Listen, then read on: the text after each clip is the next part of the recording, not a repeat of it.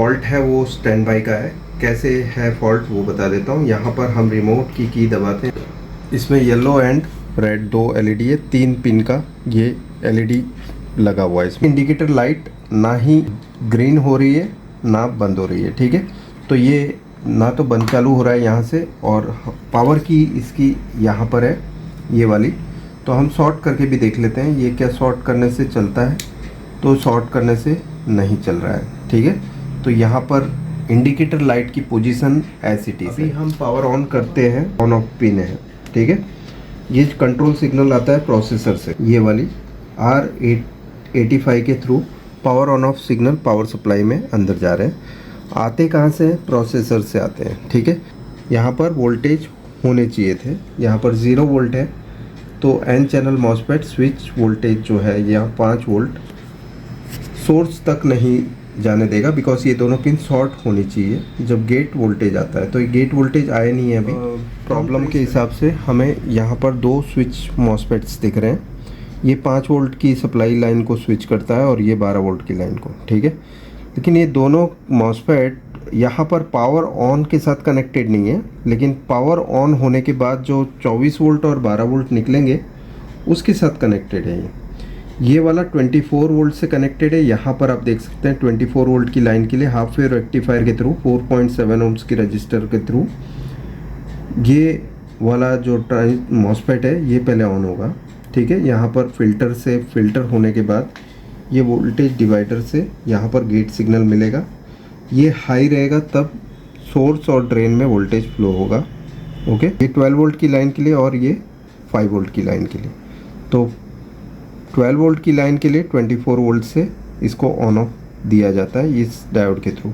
लेकिन on off circuit यहाँ पर कुछ अलग तरीके से बनाई गई है, वो हम देख लेते हैं।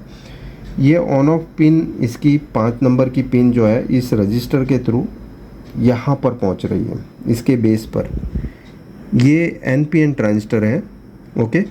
इसके कलेक्टर और एमीटर के बीच में एमीटर ग्राउंड है और कलेक्टर पिन जो है इस ऑप्टो कपलर की कैथोड के साथ कनेक्टेड है। यहाँ पर आप देख सकते हैं ये जो कैथोड है यहाँ कनेक्टेड है, ठीक है, ओके। कैथोड पिन और इसकी कलेक्टर पिन आपस में शॉर्ट है। इसको बेस सिग्नल मिलेगा तब कलेक्टर और एमीटर शॉर्ट होगा, और एमीटर ग्राउंड है तो कैथोड भी ग्राउंड हो जाएगा इसका ऑप्टो कपलर का, ठीक है। तो हम देख लेते हैं क्या ये पिन ग्राउंड होती है कि नहीं, ठीक है। तो ये काम तभी करेगा जब कैथोड एनोड से कम होगा, ठीक है। लेकिन शॉर्ट करने से पहले हम वोल्टेज यहाँ पर देख रहे हैं, ओके। ये जो कैथोड यहाँ पर ये पिन डायरेक्टली इस तरह से कनेक्टेड है। तो देखो यहाँ पर 5 वोल्ट है, एनोड पे भी 5 वोल्ट है, ठीक है। अभी हम जब शॉर्ट करते हैं तब कैथोड क्या हो रहा है देख रहे हैं। तो कैथोड 0 वोल्ट हो जाता है और एनोड 1.2 वोल्ट हो जाते हैं, ठीक है। हाँ जी। तो यहाँ तक तो ठीक है। अब हम प्राइमरी सेक्शन में जाएंगे। हम बंद कर देते हैं टीवी को, फिल्टर डिस्चार्ज करते हैं, ठीक है। ये मेन फिल्टर है, यहाँ पर हमने डिस्चार्ज कर लिया, ओके। डिस्चार्ज पूरी तरह करना है आपको। और ये ग्राउंड अब यहाँ से निकाल कर यहाँ पर लगा देते हैं, माइनस, ओके। ये ग्राउंड है। अब ये टैग किया हुआ हमारा जो मल्टीमीटर पे प्राइमरी की ग्राउंड के साथ कनेक्ट कर दिया है ये, ठीक है। तो अब हम प्राइमरी के ये वोल्टेजेस देखेंगे। प्राइमरी में ये कलेक्टर पिन यहाँ पर है, ठीक है। तो हम अभी पहले वोल्टेज चेक करेंगे यहाँ पर कितने आ रहे हैं।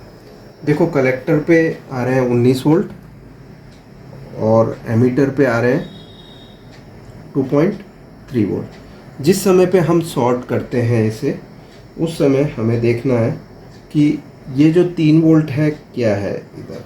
तो ये शॉर्ट करते ही 20 वोल्ट हो गए, मतलब ऑप्टो कपलर काम कर रहा है।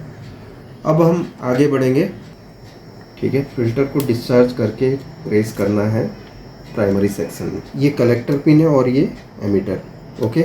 हम देखते हैं कि स्विचिंग किसके थ्रू हो रही है। पहले 200 ओम्स के रजिस्टर के थ्रू ये ट्रांजिस्टर के बेस पर ये सिग्नल पहुंचेगा जो कि ऑन ऑफ सिग्नल होगा, ठीक है।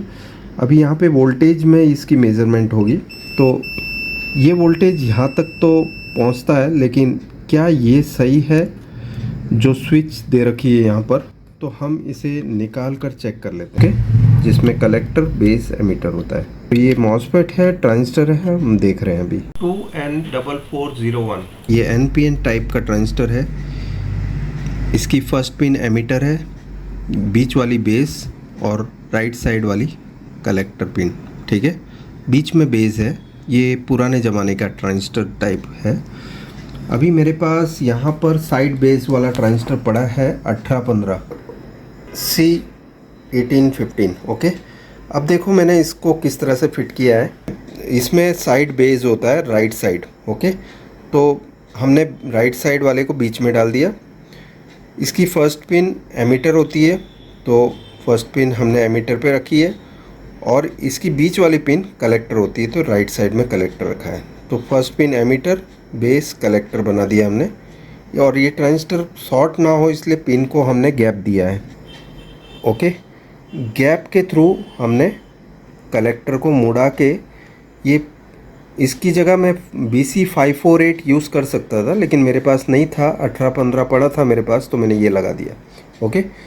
तो ये बेस, बीच में मैंने जो प्लस वायर लगाया बेस, ये एमीटर और ये कलेक्टर, तो ये दोनों साइड में फॉरवर्ड वाइज बता रहा है। इसका मतलब ये N और बीच में बेस P। NPN ट्रांजिस्टर मैंने लगा दिया है इसकी जगह पे, ठीक है। हमारे पास जो ख़राब था वो ये था 2N4401 4401। अब हम देख लेते हैं क्या ये सभी जो ड्राइव ICs हैं इनको सप्लाई पहुंच रही है या नहीं, ओके। इसके बाद क्योंकि सप्लाई पहुंचाने का काम इसी ट्रांजिस्टर से है, ओके। यहाँ पर आप देख सकते हैं ये जो पिन है यहाँ पर सप्लाई पहुंचा रहा है, और यहाँ पर भी इसकी पिन नंबर 5 पे, पिन नंबर 1 ये इधर है, पिन नंबर 5 इधर है, ओके। सो अभी सप्लाई पहुंच रही है कि नहीं हम चेक कर लेते हैं पहले। तो टीवी को ऑन करते हैं, ये हमने ऑन कर दिया, और अब हम सप्लाई चेक कर रहे हैं क्या हमारी सप्लाई यहाँ पर पहुँच रही है या नहीं, ओके। यहाँ पर हम सप्लाई चेक कर रहे हैं, यहाँ पर 19.5 वोल्ट बता रहा है, ओके। सो ये सप्लाई यहाँ आ चुकी है, और ये सप्लाई यहाँ पर 19.5 वोल्ट 5 नंबर की पिन पे भी आ गई है। तो ये वाला जो SMPS है 24 वोल्ट बना रहा है, ये SMPS 5 वोल्ट और 12 वोल्ट बना रहा है। तो हम देख लेते हैं 12 वोल्ट बन रहे हैं या नहीं। इस समय पे 12 वोल्ट SMPS तो बना रहा है, लेकिन यहाँ पर स्विच होके 12 वोल्ट नहीं आ रहे हैं। 5 वोल्ट भी इधर आ रहे हैं, लेकिन स्विच होके आउटपुट मतलब मदरबोर्ड में नहीं जा रहे हैं, ओके। तो पावर सप्लाई 5 और 12 वोल्ट बना रहा है।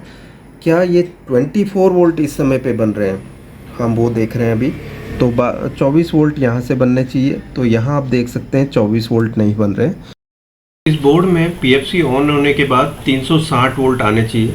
सो हम चेक कर रहे हैं अभी इसमें PFC वोल्टेज बन रहे हैं या नहीं। ऑन होने से पहले 340 मेन फिल्टर पे, और ऑन होने के बाद 360 आते हैं। हमने अभी पावर ऑन और स्टैंड बाई 5 वोल्ट को शॉर्ट कर रखा है, तो अभी हम जो चेक कर रहे हैं वो है 360 वोल्ट, और वो बन रहे हैं। लेकिन क्या 24 वोल्ट बने यहाँ पर? नहीं बने अभी भी। जो इस ड्राइव IC की सप्लाई पिन पे जा रहे हैं, तो इसके बाद ऑन ऑफ तो होना चाहिए इसे, लेकिन नहीं हो रहा है। ये ड्राइव IC ऑन ऑफ नहीं कर रही है। मॉसफेट हम चेक कर चुके हैं। अभी फिल्टर डिस्चार्ज करना पड़ेगा आपको एवरी टाइम, ओके। सो ये मैंने फ़िल्टर को डिस्चार्ज कर लिया, और पूरी तरह से चार्ज निकाल देना है बाद में। थोड़े भी वोल्टेज को पड़े नहीं रखना है, ओके। सो ये हमने टोटली ये कर दिया। अब ये IC हम बदल रहे हैं, ड्राइव IC।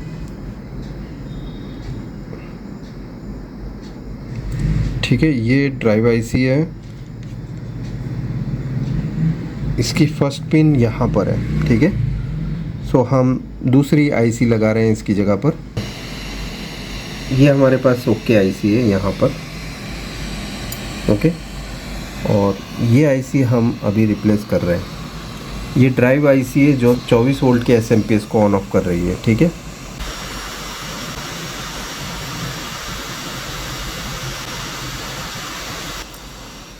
इसे इंस्टॉल कर रहे हैं यहाँ पर।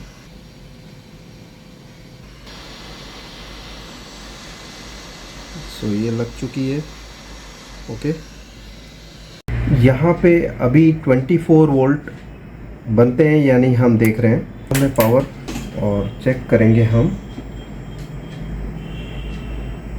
यहाँ पर आप देख सकते हैं 23.8 वोल्ट बन रहे हैं। और क्या 12 वोल्ट आउट आ रहे हैं आप यहाँ पर आप देख सकते हैं 12 वोल्ट आउट आ चुके हैं, ओके। और 5 वोल्ट स्विच होके आउट आ रहे हैं कि नहीं वो भी देख रहे हैं। तो यहाँ पर आप देख सकते हैं दोनों टर्मिनल पे 5 वोल्ट आ गए। तो मतलब ये पावर सप्लाई अब आउटपुट कर रहा है। ये हमने पावर दे दिया और यहाँ पर दिखा दीजिए आप, ये मैंने ऑन किया, ये ऑन हो गया। और टीवी वीडियोकॉन एक्सपीरियंस चेंज 1366 768, और ये हमने सक्सेसफुली रिपेयर किया ये बोर्ड को।